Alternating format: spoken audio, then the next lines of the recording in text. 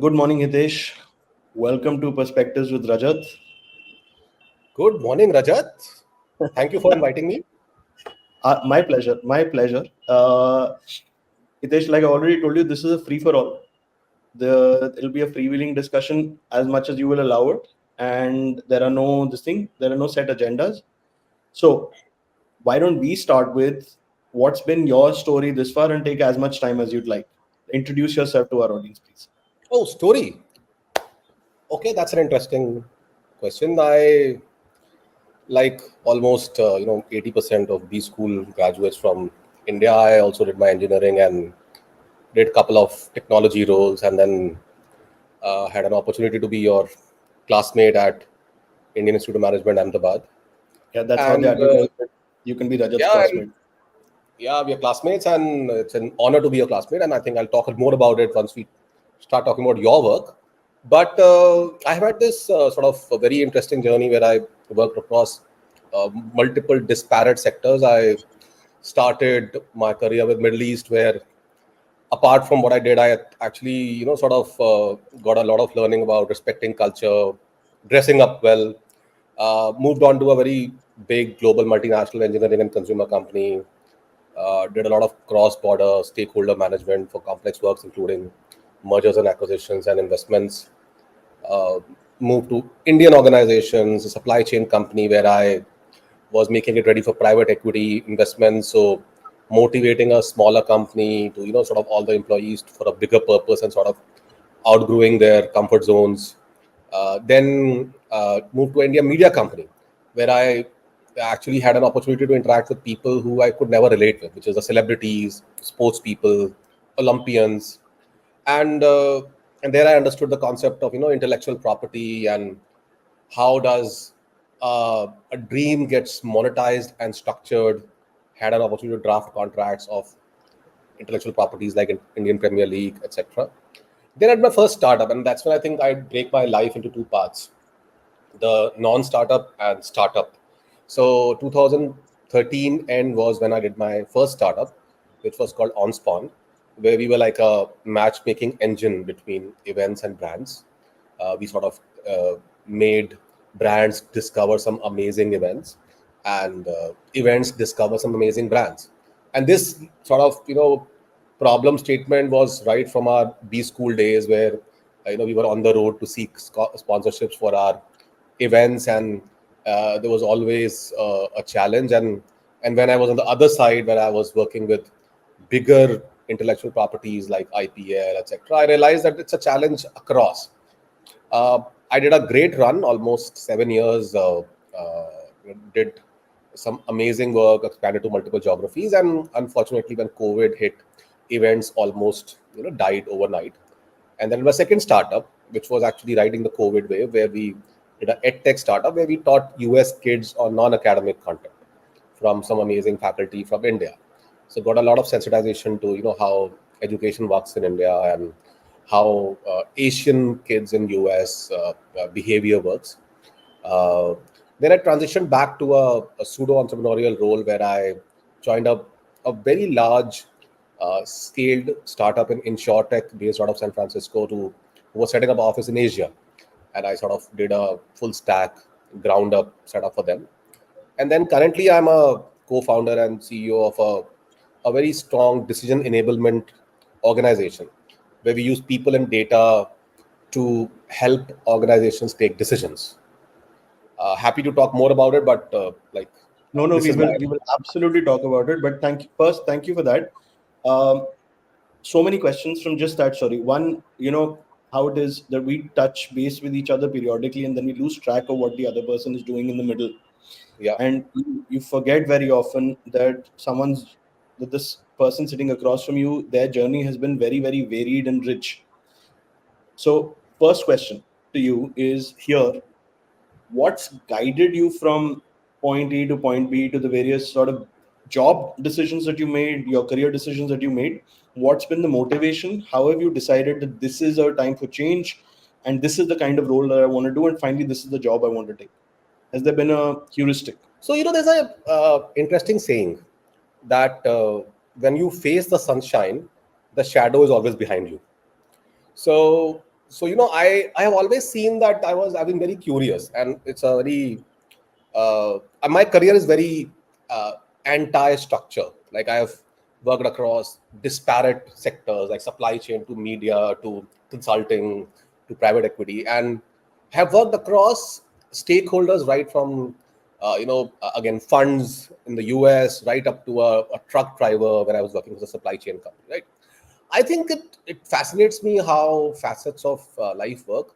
I've been very lucky that I've got opportunities to be a part of these things from a a bird's eye view, where I could actually sort of. I still remember when I was joining the logistics and supply chain company. I told that I want to go with a truck driver to take a journey, and I actually went there. And I was always curious that I know that kind of compensations they make, and I still know that kind of diet and the way they live their lives, and I could never do a matchmaking between them. And I drove and I understood a lot of things which I should not say on public forums, but very interestingly I realized that everyone has a take on life. And I think the more kind of people you engage with, the more kind of sort of experience you gauge. And I think if you live the life from eyes of a lot of stakeholders, I think you get a better holistic view on life. And Hmm. that has been one. And obviously second is that with as varied a experience as I have, I think it's almost difficult to say a sectoral expertise. I think I call myself a 0 to 1 person who understands how baseline works and how scale works. And I think that's been my guiding light. Almost everything I've worked with, irrespective of sectors, have been sort of defining moments for that organization. uh, Hmm. Having transactions done cross border, led them, like leading a organization we acquired when I was in Singapore. The organization was in Bangkok, Thailand, and there was no one who could speak English, and I had obviously no understanding of Thai. So, but making sure that that alignment post transaction happens right up to the supply chain, and now running an organization where I work with private equity consulting partners almost on a daily basis. I think it's been fascinating. And while a lot of things you can't control, but as I said, if you start facing sunshine, what makes you happy? And I think our definition of sunshine is depends on who we sort of relate to and what we are. And my definition of sunshine is to sort of be a part of things which keep me motivated and happy. And I think I've always done that by interacting with the stakeholders. A lot of organizations I've not joined because I just didn't enjoy the the vibe and the growth uh, perspective. Although theoretically these are very very large high growth organizations, but they just don't have a cultural fit to it. I think it works well. So that's have been my sort of guiding light. Okay, let me lead you a little bit here. You are at least known as the most networked person in our batch. Yeah. Yes, you are. Yes, charged. Yes. We'll go into the truth of that, but you are known as that. So, Yeah. what is it that makes Hitesh Gosai so focused, so good, and so motivated by networking that you are actually distinguished from within a batch that's actually quite varied and they're quite networked? Everybody's quite networked. The baseline is quite high. How do you stand out? So I actually am writing a book on this. So I think I sort of am publishing So you can something keep because some I secrets to reveal there, but yeah share some here.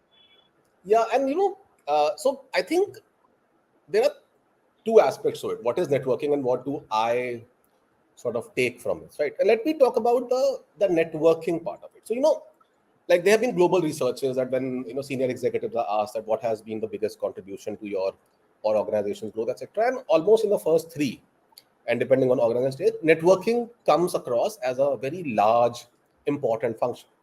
But if you ask an average executive like us, that what do you perceive a highly networked guy as, the connotations are very negative. It's like uh, you can either be great or a great networker. Like like networking is a lot of work. There are a lot of myths around networking. It's not really real work. It's Network like shortcut.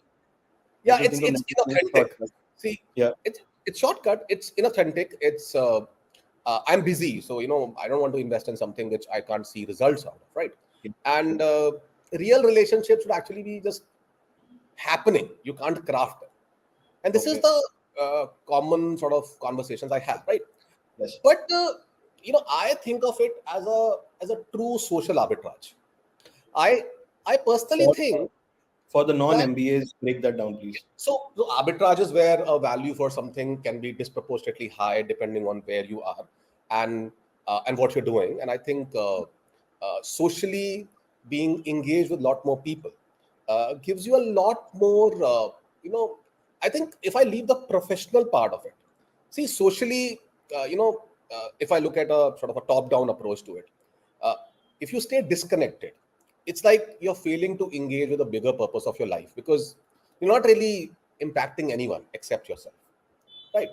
And it's almost brutally incorrect to be in that situation. That's the worst part about being There's totally. a lot of your values are coming through here. So help me understand. Let's dig a little bit deeper. What do you mean it's wrong? What do you mean it's incorrect? What brutally incorrect you said? So uh, uh, it's a very long conversation then, but what are We we have. what are we here for? So I think Rajat, Oh, the question I ask is that what are we waking up to do and what are we sleeping and accomplishing apart from a couple of dollars moving hands or a part of couple of happy customers and the professional part of it.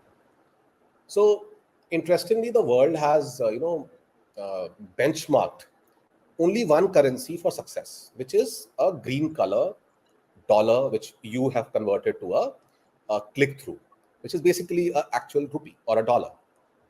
But the problem is that we all know that the richest are not the happiest, and the poorest is not the saddest, right?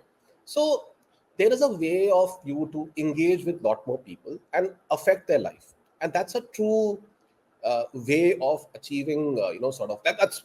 Let me put it this way: that's my way of feeling that okay, this has something to do with what I have been coming across, and that's been my thought process from starting, which meant there's an anecdotal thing to it. My dad, before retiring, used to work in BSNL, and I this is like uh, early 90s, when I was in like fifth, sixth, seventh grade, and I was the only one with a telephone in my hand, which was free, right? So it was an asset class which I had, which people were waiting for 6 years, 7 years to have in their home, right? And I used to, out of, like when you have a fancy toy in your hand, you use it and you try to tell people that, hey, I have it, right?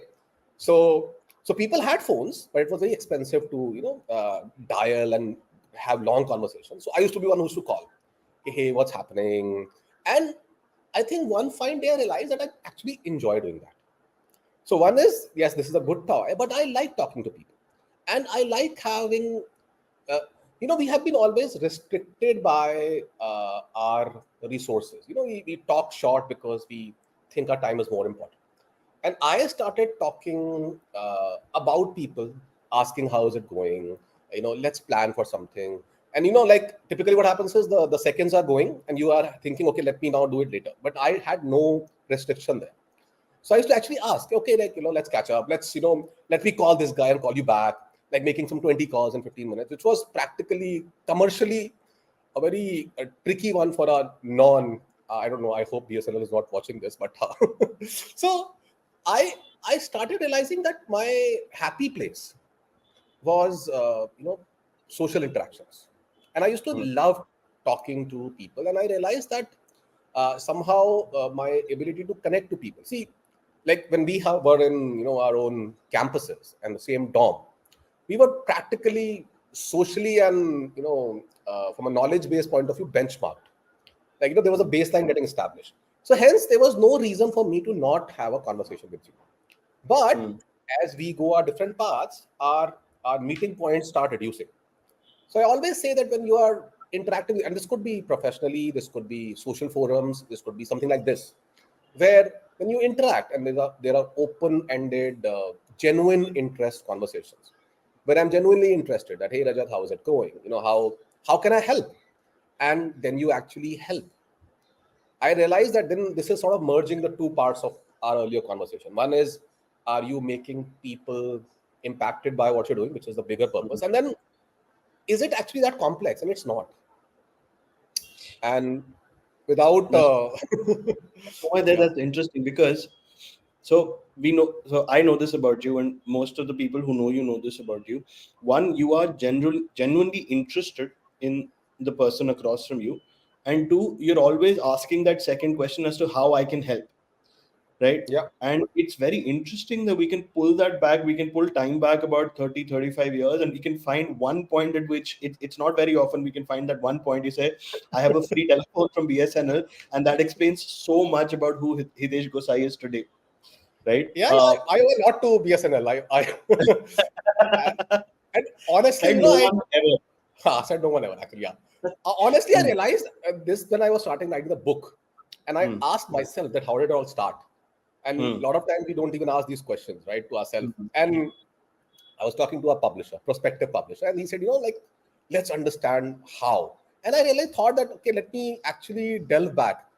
And I started asking myself, and that's when, honestly, the answer I gave you almost immediately was because I have given it a thought during my sort of Lovely, structuring lovely. day.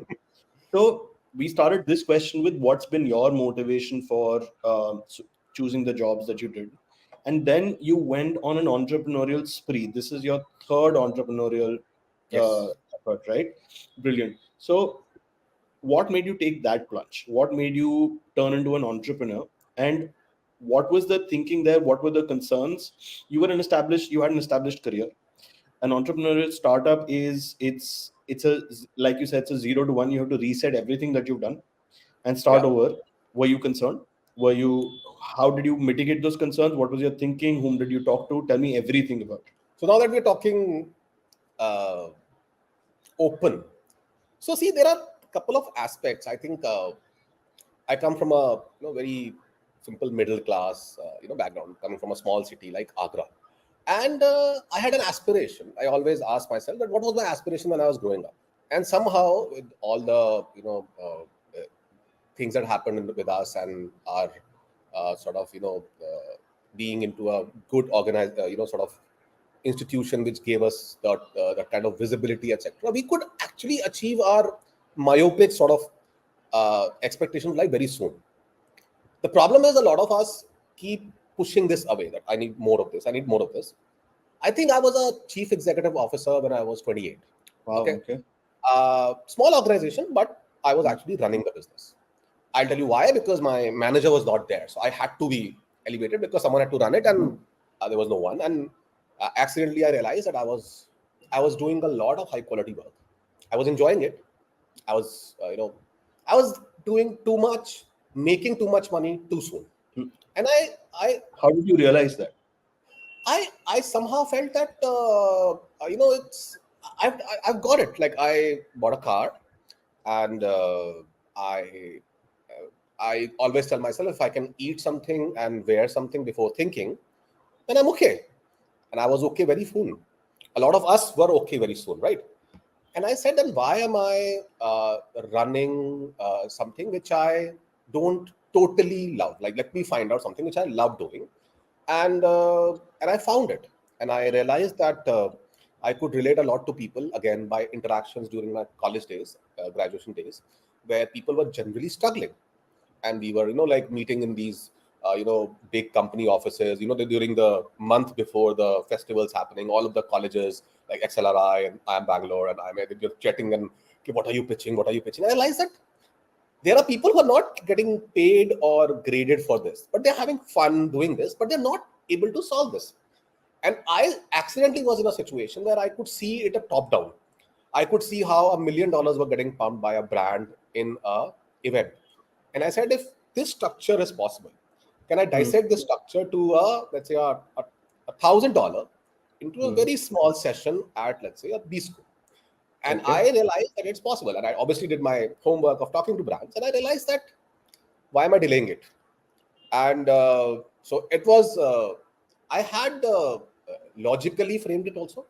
The problem with logic is that you have to put a bracket to it. So my bracket was I'll figure out in 2 years, and then that two became seven.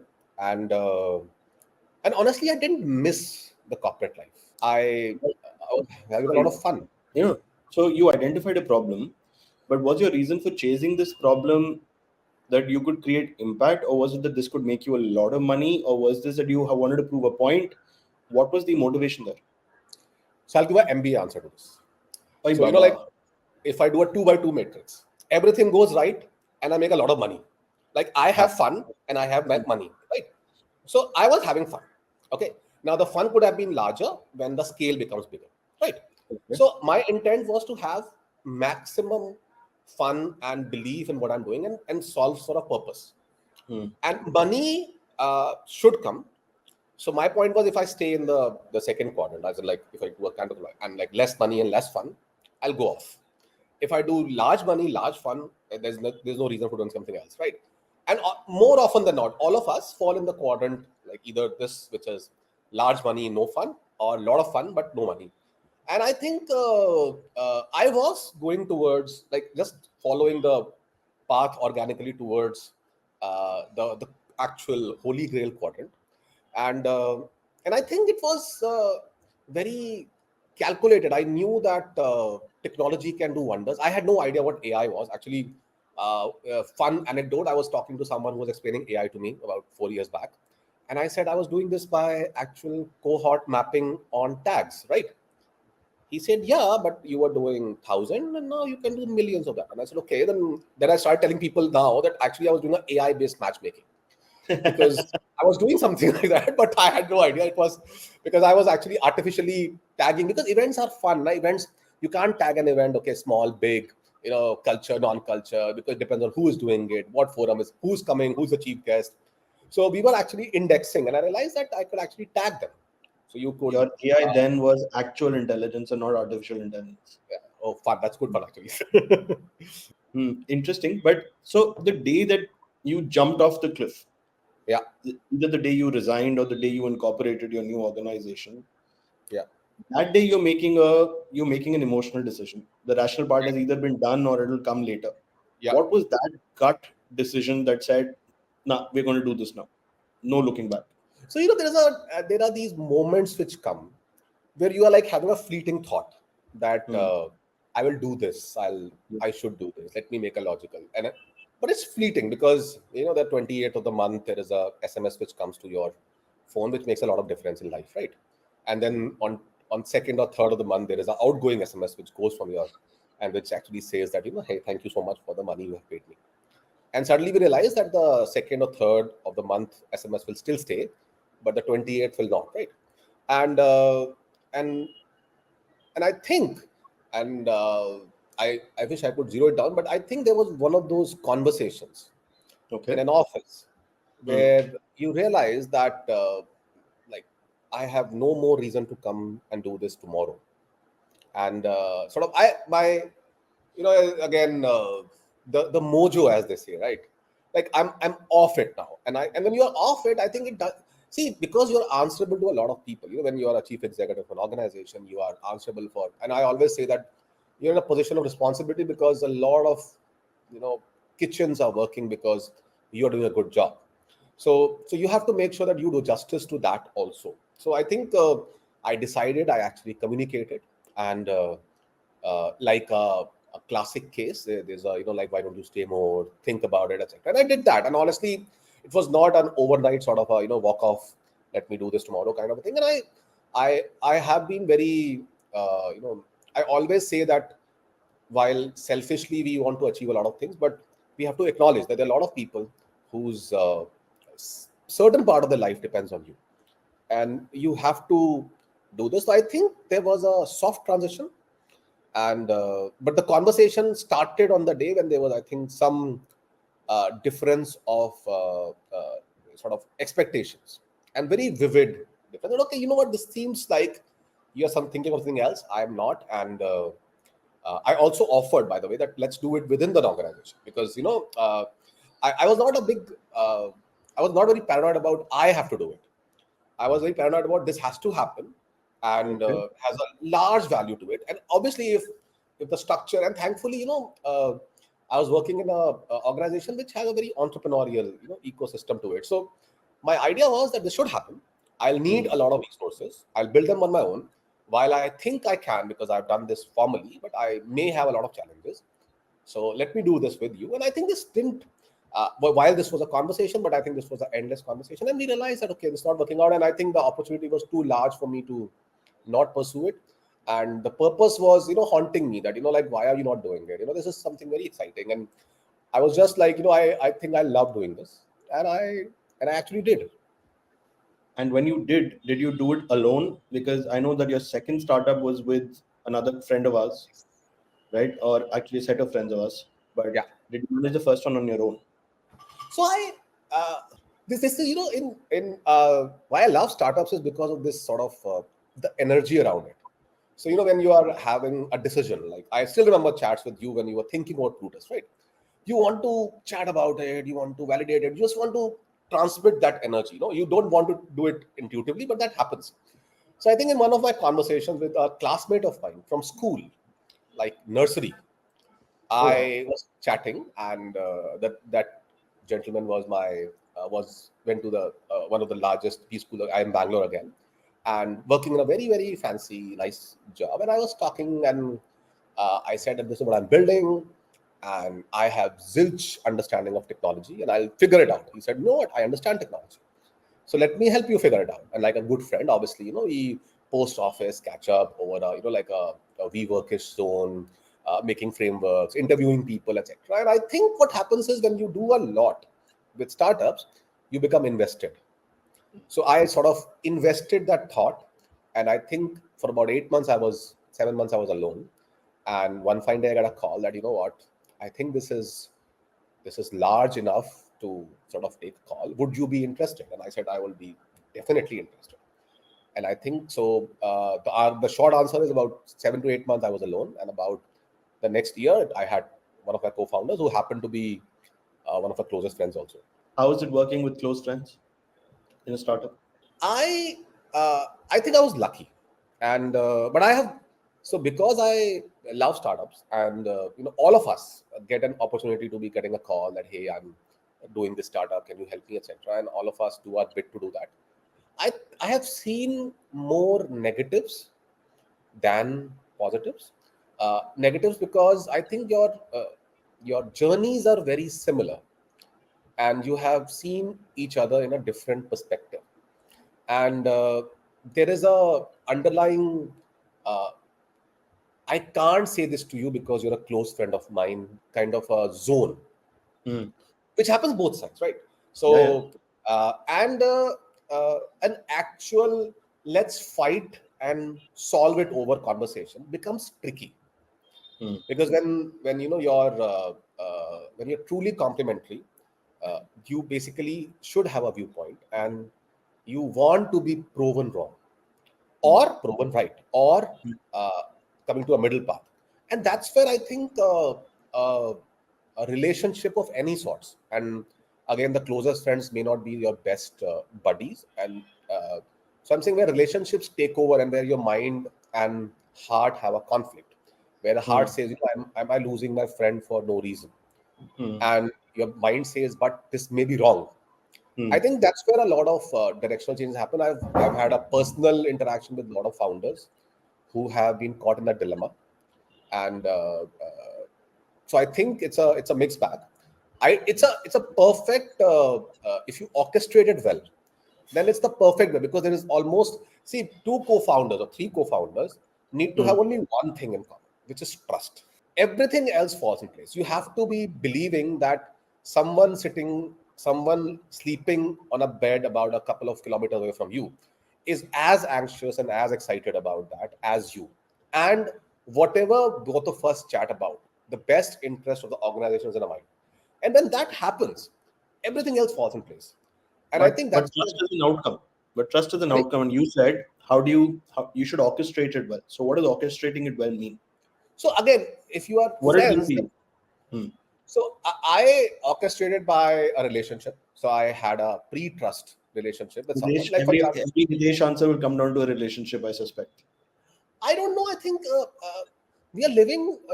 World would be a very lonely place if there were no relationships, right? I think that smile that comes to your face when you go to a chai wala next to you and he makes the chai as per you, and it's just their way of acknowledging that, yes, I think you are no longer a stranger to me. Now it could be as complex as you calling me and I'm saying, hey, I'm at the airport, can you come over? And you say, you know what, while I'm busy, let me come over. to something as simple as, like we're in the same office, let's catch up for lunch. And trust starts building. But because we, like, for example, me and you, right, we have seen each other for a lot of years, and we know each other's, challenges and places where we sort of are complementary and where we don't, I think. But if I do something with you, will I trust you with uh, everything I have? I will, because that's what comes from the fact that we have been sort of almost knowing each other as a 22 years. human being at 20 years, right? So, I always say that if it was transactions, if I had to evaluate you, how do you do, and like in the 30-minute kind of a interview, I don't know. You have made a beautiful transaction which is most optimized. But then there is a due diligence, right? When you have to actually say that, can this happen at scale? Hmm. Can this happen on millions of transactions? And I think historical relationships make up for that. Like, I Hmm. have seen when you were working for that German conglomerate, and we were catching up where you were actually just off office, and I have seen when you passionately explained me your love for pets, and when you also told me that why are you actually looking at what you are, right? And I know that I understand what motivates you. I understand what you love, and if I think that that kind of conversation will make me a great partner, great listening ear for you, then I will love to offer that, because that's what relationships are, right? Goes to a different tangent. Build. Nice. And then, so you did one startup with a friend, and then COVID hit, and then you went and did another startup with a friend. Had you not learned your lesson by now? No, no. As I said, I was very lucky in the first one, Ah. and the second one also. I honestly didn't even think that time. Like, I loved the entire conversation, Hmm. and I think it was just unlike my 3 months of deliberation, etc. This was like, what, I had run a bootstrap startup, almost a Hmm. bootstrap startup. I had put all my savings. I was sort of on the on a level where I was actually, in the balance sheet conversation, I was actually having more liabilities than assets, which was, I was a misfit in a lot of conversations about discussions on investments. And intuitively, it would have made sense for me to do something which is more solving for asset versus liability. But I think this one conversation, and this heart which jumps up and says that this is big, and I've done this for 7 years, then why not more? Why can't I? The same way I had a inertia of motion when I was actually getting salary and thinking about startup, I actually had a different part of it. Like, I was actually doing a startup, and that resistance to, do I do want to go back to this, was taking its own toll. And I think I loved what I did. I Hmm. still remember I was, we were talking to kids in US, and I was talking to moms of kids in Pasadena and San Diego at 3 o'clock in the morning in India, because their class was about to happen. And I was actually doing a reminder call, because we didn't have time for an automatic reminder. So we had divided times that, okay, IST is yours and PST is mine and EST is yours, etc. You could call me and I could tell you that which city in US has what time right now. Like, I was actually doing that on my top, and I think I loved it. And I think startups are like that. They are like, it's like something that, I always tell people that it's like when athlete wakes up in the morning every day for years together, and runs and practices, and actually compromise a lot of their social conversation because of this. And then people think, why are they doing it? And there's one thought which says, hey, I will probably get great endorsements and great money, but I'll do something for the country, and one Hmm. fine day I'll actually, it'll all be worth it. Logically, a lot of things that we see around, the soldiers guarding at Siachen, we are all going through a time where Olympics are happening, right? And while we have our, shallow, I use the word shallow a lot about sports, because I don't think we have any right to even have a comment on something as deep as that. But that entire dedication of life to a purpose, we see it around. We see it around a lot, and I think it's like, and while it's a bad example, but startup is something like that, where you just find your mojo, you are like having fun, it's taking a toll on you. Sometimes your dear ones are not supporting you, they are like getting anxious, that why don't you not do something on the side. figure out something, build a net below that tight rope. But you have a belief, and you run with it, and you don't give up. And we are seeing some amazing stories about it, where the entire nation comes against you, but you still don't give up. And I think when I look at all this, I feel so humbled that at least if I'm in the same conversation structure that we are actually having comparisons, then I think it's something that only startup can give you. So what happened to that startup? So this was very interesting. I think it reached a scale. We had raised capital. It reached a scale where we realized that the startup doesn't need us anymore. So it was growing. It The exponential growth chart was actually, we realized that it will become a nice, beautiful legacy business, which means, and a legacy business with people like us to take their fair share of compensation will not make sense.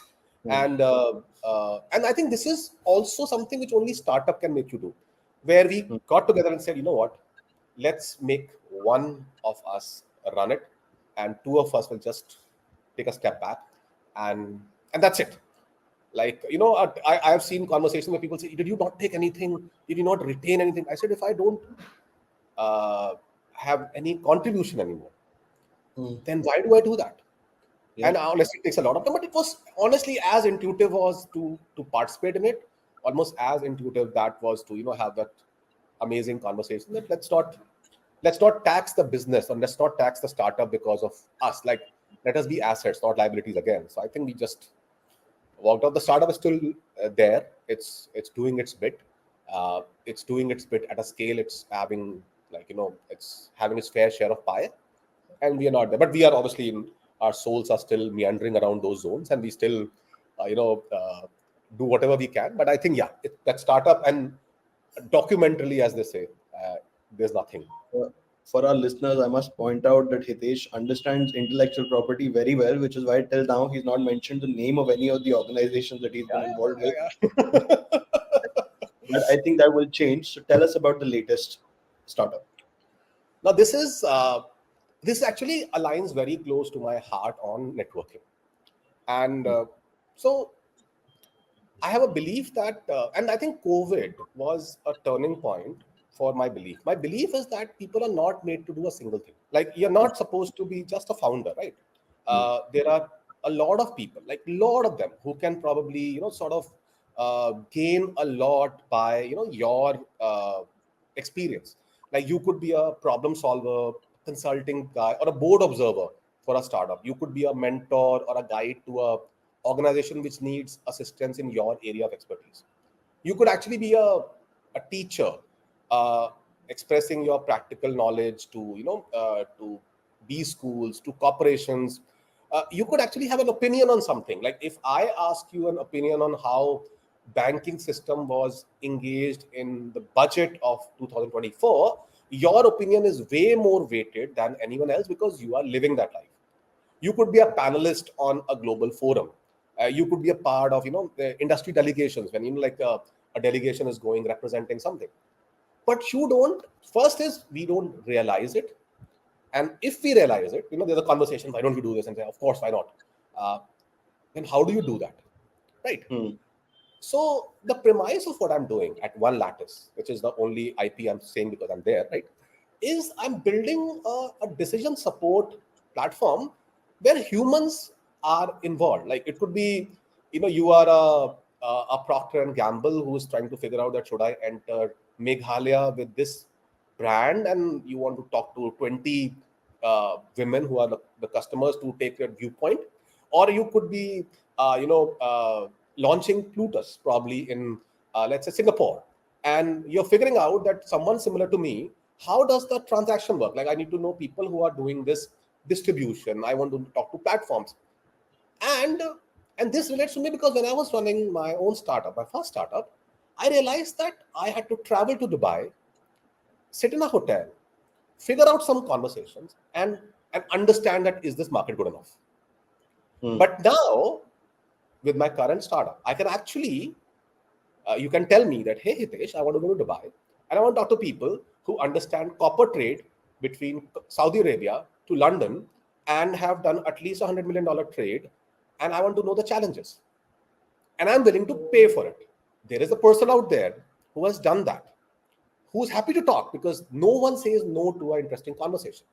Hmm. And and because you want to have a conversation where you want to dictate the time, energy, effort, and you're paying for it, suddenly it becomes a no longer a chit chat. It actually is a problem.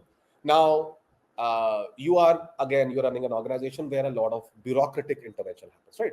You want to have a board observer who guides you through the maneuverings, right? You what you do is you go to your friends, ask them. But I want to be the platform where you come and say, Hitesh, I want someone who has worked in this space, understands this country transactions, understands this, and I want to have them as a board observer, and I'm happy to have a conversation on the compensation. So I believe that you are a consumer, you are a trade or an independent contractor, or you are a expert. And there's a lot which you can achieve, and there is a buyer's office. Now, this is something which I had been having with my other co-founders in the other organization, and I always believed that the place was too nascent. And while it theoretically sounds great, but what about a transaction? Who will actually ask for it? And I have become much more prudent after running two startups, right? But COVID changed it all. Like Hmm. in COVID, people were suddenly gig became the new in thing. Like like you love to part. You actually wanted to engage better with overall things. You participated in NGOs. You started taking sessions for schools and colleges, and you realized that it was just something that you didn't do because of just the way you were working. And now, while the current schema of things, private equity funds, consulting organizations use this a lot because they have problems to solve almost on a regular basis. Like I'm a private equity fund, I'm investing in a certain sector. That sector actually has no longer a addressable market definition. Like we are no longer investing in steel and FMCG biscuits, which actually has a structured addressable market definition. Now you're talking about a drone which will spread insecticides on elevated fields, and I want to invest in an organization like that. Now, how do I estimate what is the value structure? I want to talk to people who are either traders in agriculture. I want to talk to people who are farmers. Will they be open to something like this? I want to talk to insecticide folks. That does your viscosity align with the spray pattern? I want to talk to R&D folks, and I want to, based on that, I want to evaluate this organization which has come to me for investing. Hmm. So I think it's mind-bogglingly big. You take the total global economy, multiply that with a certain percentage of effort making on decision making. Everyone is making a decision. I'm sure you are making a decision in the next 1 week, which can be tactical or strategic. What if I can make you access data and people on tap? Hmm. Like the same way, and I give this amazing. I actually came across this conversation. Someone said, "Is it like this?" And I said, "Yes, exactly like this." So we take a step back. When we were graduating, right now, we had a common printer which was in our library. So we were printing based on the resource available. Hmm. We had internet, but the fastest internet was in the library.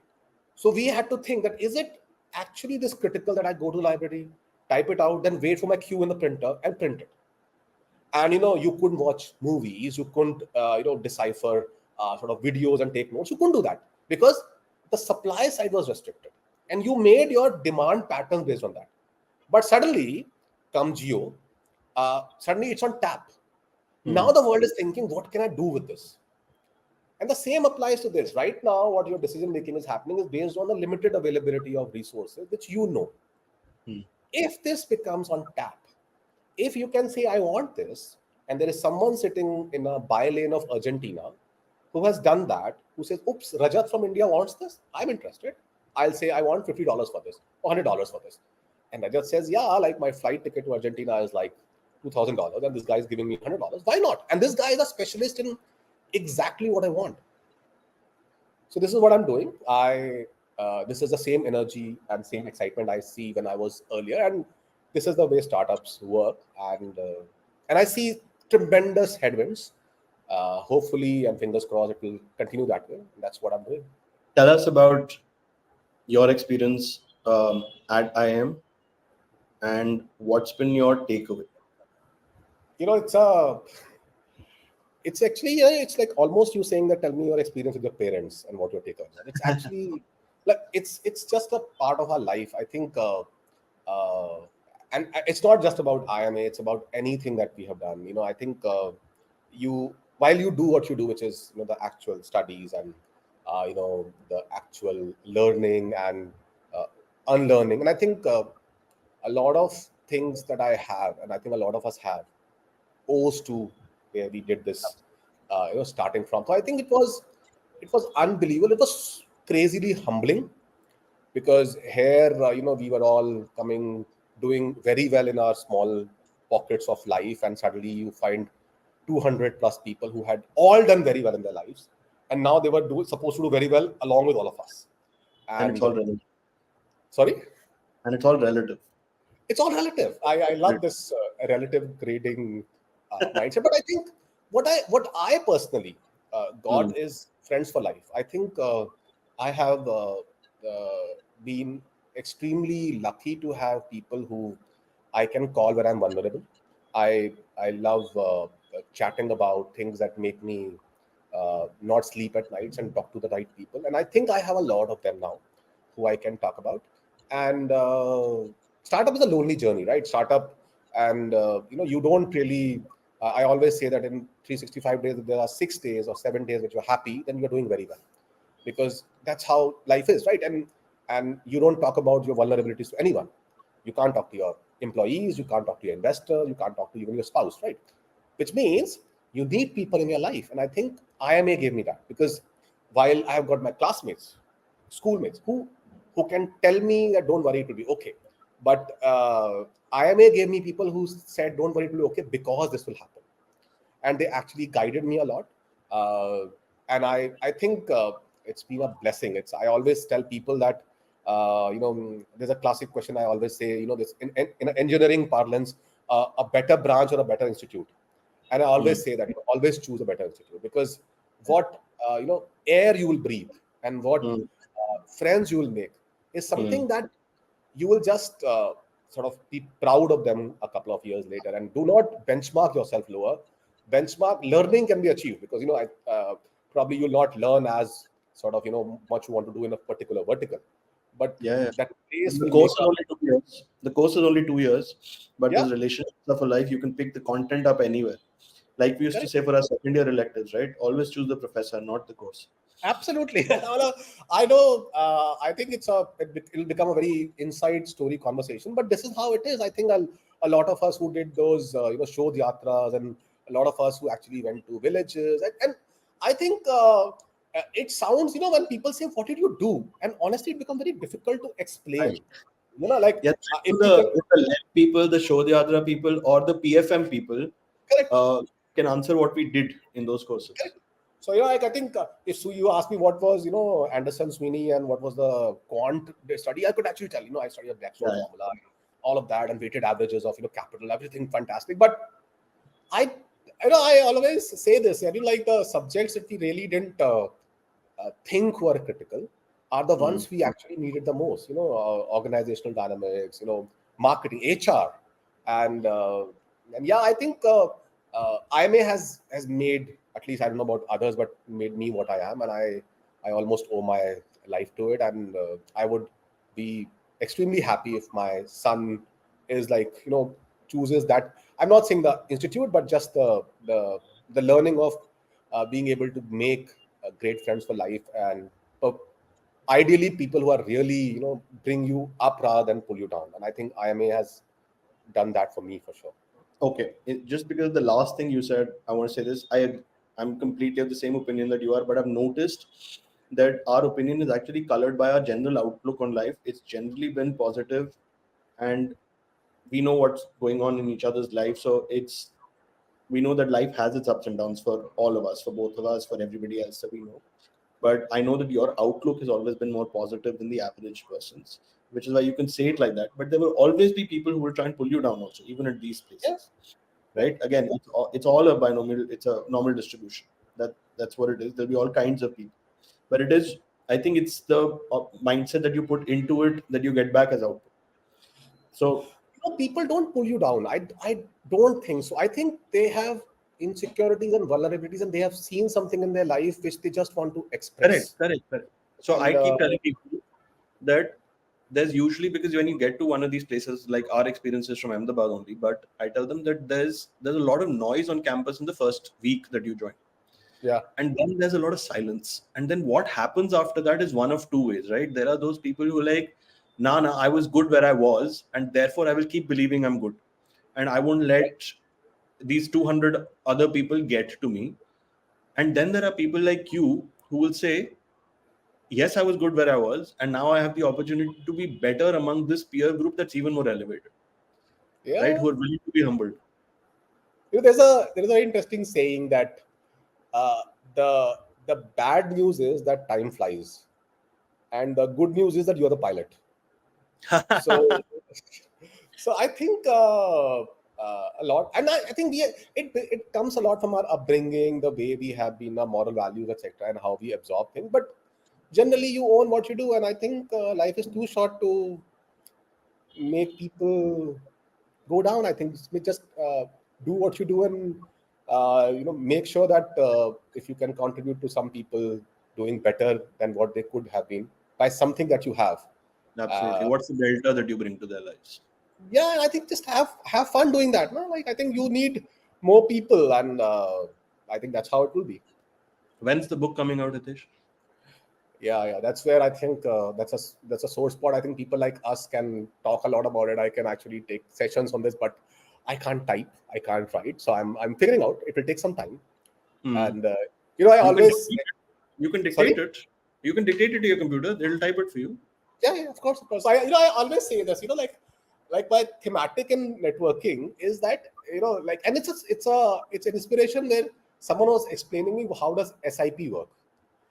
Like SIP works in a very simple way, right? You invest when Hmm. you have money, so that you Hmm. can withdraw it when you need it. Hmm. It's as simple as that, right? And when you Hmm. invest, you just invest whatever you have, right? Hmm. The same way I tell about networking, that you have time when you have it, invest in people, because Hmm. you can probably withdraw that when you need it, when you can. And I think just do it with that purpose. Like when you invest, don't think of a transaction there. And when you withdraw, you may have a great investment which is locked up. You may have something which comes up immediately. And if you're not lucky at all, things will just grow, but they will never degrow. So, like, You you're very niftily danced around the question, and my co-founder taught me this. Without a deadline, work doesn't happen. So, what's the book's deadline? I'm going to push you to get this done. no, no, I actually talk to a lot of people about this, and I tell a lot of people because I want them to ask me so Yeah, that I can be pushed around. But accountable. hopefully, yeah, the book should be out soon, and I'm counting on a lot of people who commented on my LinkedIn post that I'll definitely buy it, to actually buy it, so that I can at least be true to that. And I think hopefully it should happen soon. Okay, lovely. Hitesh, this has been fantastic. I think we've done no major service to how complex and how accomplished an individual you are, but it's been a good start. Thank you so much for your time, right? And we hope to Always a have pleasure. you back when we are more worthy of diving deeper into your story. Anytime, man. Available for you anytime. Thank you so much. Thank you so much, Ajat. All right, pleasure. Bye. Bye.